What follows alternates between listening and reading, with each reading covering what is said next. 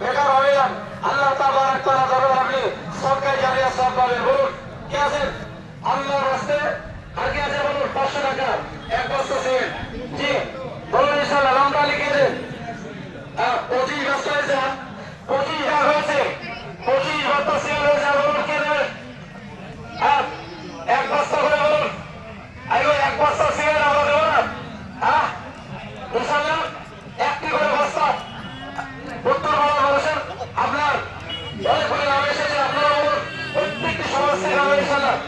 হ্যাঁ আবু সালে সাহেব 1000 টাকা।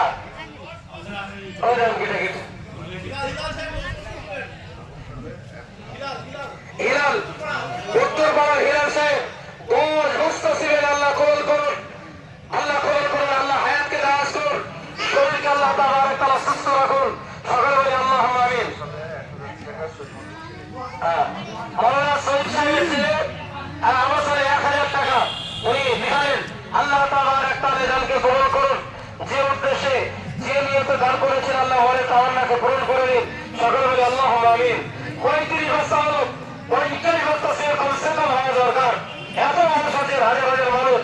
যে 35 বস্তা যদি না হয় তাহলে এরকম লজ্জার ব্যাপার। জীবনের ইনশাআল্লাহ বছরটি ঈদের দিন আর বলি বলি ইনশাআল্লাহ 2 বস্তা 1 বস্তা করে চট্টর করে হবে।